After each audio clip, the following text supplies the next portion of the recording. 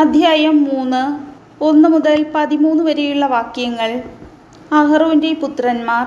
സീനായി മലമുകളിൽ വെച്ച് ദൈവം മോശയോട് സംസാരിക്കുമ്പോൾ അഹറോന്റെയും മോശയുടെയും വംശാവലി ഇപ്രകാരമായിരുന്നു. അഹറോന്റെ പുത്രന്മാരുടെ പേരുകൾ: ആദ്യജാതനായ നാദാബും അബിഹുവും, എലെയാസർ, ഇത്താമർ എന്നിവരും.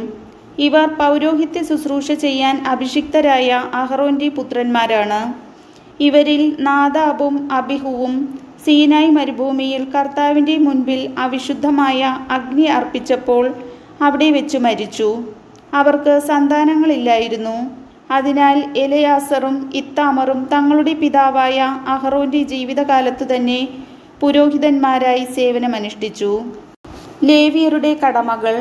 കർത്താവ് മോശയോട് അരുളി ചെയ്തു: ലേവി ഗോത്രത്തെ കൊണ്ടുവന്ന് അഹറോന്റെ ശുശ്രൂഷയ്ക്ക് നിയോഗിക്കുക. അവർ കൂടാരത്തിൽ ശുശ്രൂഷ ചെയ്യുന്നതോടൊപ്പം സമാഗമ കൂടാരത്തിനു മുമ്പിൽ അഹറോനും സമൂഹത്തിനും വേണ്ടി സേവനമനുഷ്ഠിക്കട്ടെ. സമാഗമ കൂടാരത്തിലെ വസ്തുക്കളുടെ മേൽനോട്ടവും അവർക്കായിരിക്കും. കൂടാരത്തിൽ ശുശ്രൂഷ ചെയ്യുന്നതോടൊപ്പം ഇസ്രായേൽ ജനത്തിനും അവർ സേവനം ചെയ്യണം. ലേവ്യരെ അഹറോനും പുത്രന്മാർക്കും വേണ്ടി നിയോഗിക്കുക. ഇസ്രായേൽ ജനത്തിൽ നിന്ന് അഹറോന് പൂർണ്ണമായും നൽകപ്പെട്ടവരാണിവർ.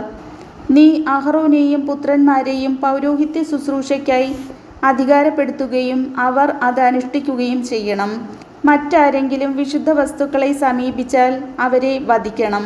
കർത്താവ് മോശയോട് അരുളി ചെയ്തു: ഇസ്രായേലിലെ ആദ്യജാതന്മാർക്കു പകരം ഞാൻ ലേവ്യരെ തിരഞ്ഞെടുത്തിരിക്കുന്നു.